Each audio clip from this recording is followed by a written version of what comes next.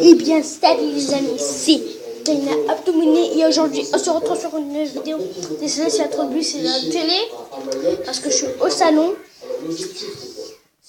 Donc aujourd'hui on se retrouve sur une vidéo sur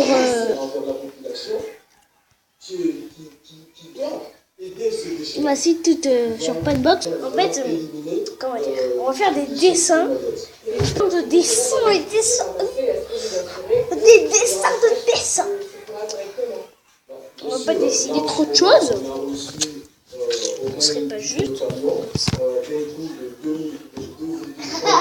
Ça charge. Pour qu'on arrive à assurer la production. Bien sûr, il y a des efforts à faire, mais on est là, on essaie aussi d'accompagner les agents qui vont être au travail là-dessus. Un travail auquel, bien sûr, on doit être près d'eux. Et aussi de la population. La population alors, pour la peine de manquer moi de haut, c'est pour faire des dessins.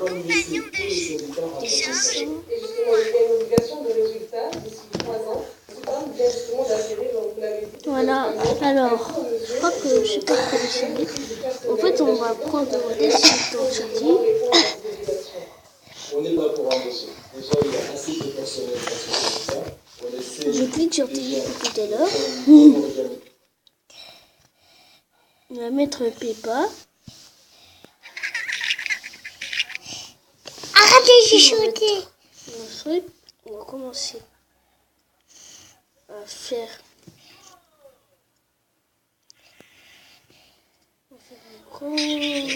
Ça montre, voilà, c'est toujours la douleur est très présente.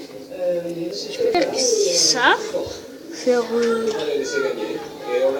Je crois que j'aurais fini. Donc j'ai fini. Le jeu à crash. Vraiment crash. Moi je as-tu préfères comme Squeezie sur tablette. Donc les questions sont un peu fous. Un effroi, une grande inquiétude. Parce qu'au tout début, on ne sait pas exactement combien de temps ça va durer. On ne sait pas dans combien de but se trouvent les terroristes. Et on entend que depuis côté, à plusieurs moments, commencent à surgir des morts et des blessés. Et puis très vite, on a l'information que c'est limité à quelques quartiers de Paris. Mais cette inquiétude, cette angoisse, évidemment, cette douleur, avoir le dos. Car on voit bien qu'il y aura plusieurs dizaines de morts et on sait les traumatismes psychologiques qui en résultent. Et puis aussi, on pensait une volonté que ça ne brise pas la cohésion républicaine. Mais va pour le cauchemar, je comprends pas. Vous allez vous rendre au Bataclan pour cet hommage. Il est important ce devoir de mémoire collectif, ce roman national qui se joue toujours.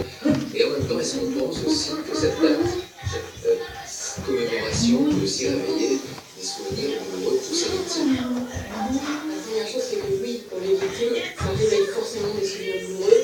Et elles me disent déjà, elles le craignent, que depuis plusieurs jours, évidemment, la succession de reportages qui est bienvenue leur évoque des souvenirs tragiques et douloureux. Et cette espèce de fait de revivre ces images-là. Ah, de on est quoi ça, comment dire? Et en même temps, je préfère dirige. Évidemment, demander de les aider dans l'organisation de ces commémorations qui sont pour elles, qui sont destinées aux victimes, à leurs proches et aussi à de la France, car notre devoir de mémoire aujourd'hui, allez jusqu'au chi sur la main, on reprend. un objectif, c'est de Personne ont perdu la vie, 400 ont été blessés. Vous êtes rendu ce matin auprès des victimes avec le président de la République. Combien de l'eau, victimes sont encore aujourd'hui? de la fourrure sur le dos, des mains. Ils sont blessés, des blessés physiques qui reviennent pour une partie d'entre eux, pour des soins, pour de la rééducation, pour de la réadaptation. Il y en a d'autres qui, hélas, là, je vais cliquer. Quand vous savez pas, je vais cliquer rouge. les centaines, J'ai un ping. psychologiquement, Là, je vais cliquer. 600 aujourd'hui, qui continue d'aller dans les services hospitaliers pour avoir le secours de psychiatres et de psychologues, enfin de psychotraumatistes. On parle justement le témoignage de quelques-unes de ces J'ai cliqué sur le bleu. certaines étaient l'attachement ou la proximité à la café dans 11h. Alors, Direct ou indirect de ces terribles attaques, reportage Audrey bah moi j'ai répondu ça avec j'espère que je réponds rouge. Ding, ding, Il y a un an, ding. Sophie fuyait les terroristes. Avoir 4 bras. Oh, et de gris comme ça. Là. En fait, c'était le retour parmi les vieux, parce que Attends, on a répondu à cette question. laissé au dos, mais surtout touché psychologiquement. La jeune femme va devoir se reconstruire, apprendre à vivre avec ce traumatisme. Il m'a fallu Voilà. peut-être 2 mois avant de J'ai réussir répondu à bleu. ne serait-ce qu'au cinéma. Ou tu préfères être célibataire ou sortir Mais je me suis accrochée à mon siège et je me suis dit, tu pars pas, moi. Je préfère être célibataire toute ma vie. Sophie tient à reprendre sa vie. Toute ma vie. Non, non, non, non. Et c'est mon but d'être célibataire. Oui. Ah non. Gilles est l'une des 130 victimes. Ah oui, je vais faire chier les... Mort au Bataclan, il a laissé derrière lui sa famille et une sœur. Oui, j'ai pas compris. De victime. Attends, je reviens. J'ai parlé avec des victimes qui sont sorties du Bataclan. Et eux me disaient, non, t'es une victime et t'es même plus victime que nous. Et pourtant, moi, non. Quand je parlais avec eux, je dis, non, vous étiez sur place, vous avez vécu cette horreur que moi, j'ai pas vue. Et ils me disent, non, mais toi, t'as pas vu quelque chose, toi, tu ne t'en jamais retrouvé. Alors, Ellipse, le temps que je mange. S'ajoutent des complications administratives. Refilmerai. Alors, tu préfères être puceau jusqu'à 14 ans, je n'ai pas compris. Nicolas Sarkozy, lui, d'abord. Les yeux à la place des tétons, les yeux à la place des yeux, le nez à la place des yeux.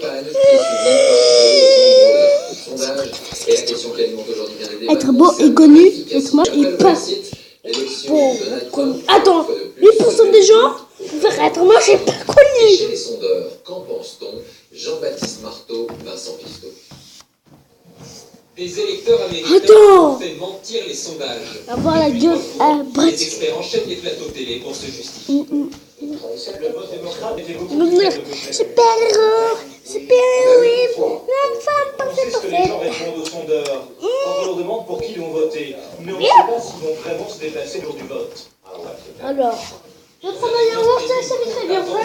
Pas besoin de faire de doute, je m'en Un vote populaire dominé d'une courte tête par la démocratie.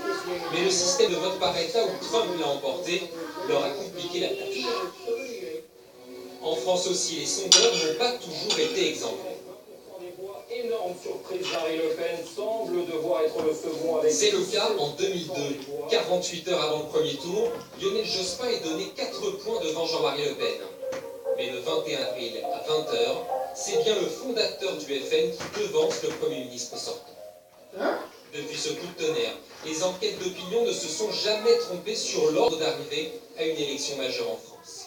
Pour les responsables d'instituts de sondage, la méthode française serait plus fiable. Aux États-Unis, on recourt, comme en Grande-Bretagne, à la méthode aléatoire, c'est-à-dire qu'on interroge des gens au hasard et que l'on peut avoir dans un échantillon une proportion trop importante de femmes, de cadres ou d'ouvriers. En France, on utilise la méthode des quotas, ça veut dire qu'on constitue un modèle réduit de la société française avec exactement la proportion de femmes, d'hommes, de cadres, d'ouvriers que ce que nous indique le recensement de l'INSEE. Une méthode qui a fait ses preuves pour une présidentielle. Mais sera-t-elle aussi fiable pour la primaire de droite?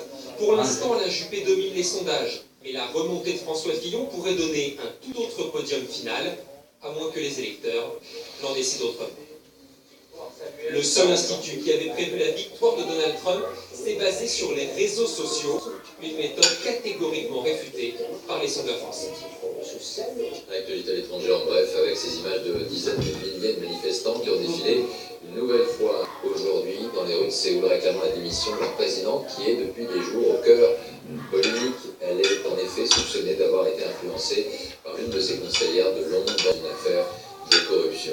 Et puis les interpellations de journalistes se poursuivent en Turquie, c'est le cas du directeur du quotidien d'opposition, Tim Ouvrier.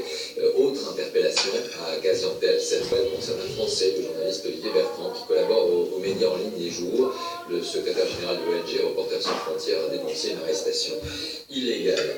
Il y a une semaine, nous revenions sur le destin de cet Afghan qui, il y a 30 ans, s'était retrouvé à la une de National Geographic. Une photo et un regard. Sharbat Boula, aujourd'hui âgée d'une quarantaine d'années, allait être expulsée du Pakistan, forcée à regagner son pays. Elle s'interrogeait sur ce retour avec ses 4 enfants. Et bien, sa médiatisation a apparemment marché dans Minecraft.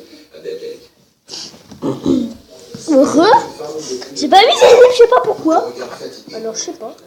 Les signes du symbole qu'elle incarne, Sharbat Boula a été accueillie avec ses 4 enfants à Kaboul par le président afghan en personne, après avoir été expulsée du Pakistan à cause de faux papiers. Un pays où elle fut prise en photo à l'âge de 12 ans dans un camp de réfugiés. Le portrait, en 1985, deviendra l'une des couvertures de magazines les plus célèbres de l'histoire. Pourtant, elle fut simplement appelée l'Afghane aux yeux verts. Restée silencieuse, elle s'est contentée aujourd'hui d'écouter l'hommage du président. C'est un privilège pour moi. Elle est là, Aïcha, aujourd'hui? Le gouvernement va lui offrir un appartement entièrement meublé. Ce matin, elle était là? Nous sommes fiers qu'elle vive dans ce Hein? pays Quoi? en sécurité. Ce matin, elle et était là? avec dignité. Quand je me suis réveillée, elle était là. Papa, voici les conviés aujourd'hui. Ce regard, Voici les conviés aujourd'hui. de la souffrance à travers le monde, de tous les réfugiés. Quoi, Mazine, il revient pas aujourd'hui? Avec notre Ouais, on l'a pas consacré à l'un des premiers stars des Moi, je suis dans le grand lit, hein. Avant de s'interroger sur les différents prix affichés d'abord, était toujours un produit d'excellence partant pour le golfe Morbihan, de formation Thomas Paga et Gabriel Cagna. Leur travail commence sous un grand soleil d'automne. C'est le meilleur moment de la journée. La côte du Morbihan offre ses plus beaux paysages. À 200 mètres de la plage s'ouvre le domaine ostréicole, soigneusement rangé Alors, sur un c'est la fin de cette vidéo, j'espère qu'elle vous aura plu. N'hésitez pas à laisser un like ou un pouce bleu et abonnez-vous. Le calme. Ciao, ciao les amis.